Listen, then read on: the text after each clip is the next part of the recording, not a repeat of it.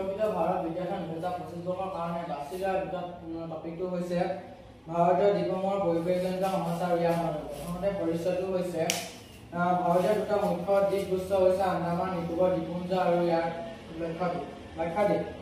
এই দ্বীপসমূহে সমৃদ্ধ জৈৱ বৈচিত্ৰ্য জীৱ আৰু সমুদ্ৰ জীৱৰ বাবে বিখ্যাত।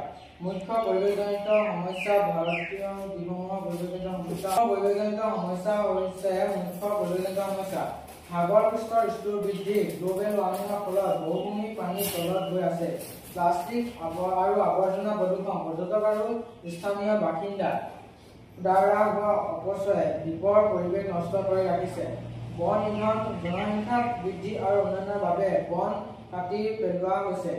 সমুদ্ৰৰ জৈৱ বৈচিত্ৰ্য হ্ৰাস, অতিমাত্ৰা মাছ ধৰা আৰু তেল প্ৰদূষণৰ বাবে মাছ পক্ষী প্ৰবাহিনী নষ্ট হৈ আছে। অসংগঠিত পৰ্যটন আৰু উন্নয়ন, পৰিৱেশৰ সুৰক্ষাৰ কথা চিন্তা নকৰি উন্নয়ন কৰা হৈছে। গতিকে এই সমস্যাসমূহ সমাধানৰ বাবে কেইটামান উপায় উল্লেখ কৰিব পাৰোঁ।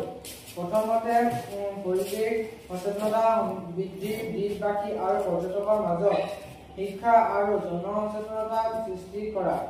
দ্বিতীয়তে প্লাষ্টিকৰ ব্যৱহাৰ হ্ৰাস, পুনৰ ব্যৱহাৰযোগ্য সামগ্ৰী ব্যৱহাৰ। যদি আমি এতিয়াৰ পৰা পৰিৱেশ যত্ন নলওঁ, ভৱিষ্যতে এই দ্বীপসমূহ বিলুপ্ত হ'ব পাৰে। সেয়েহে ভাৰতীয় দ্বীপসমূহ সুৰক্ষা কৰাটো আমাৰ দায়িত্ব।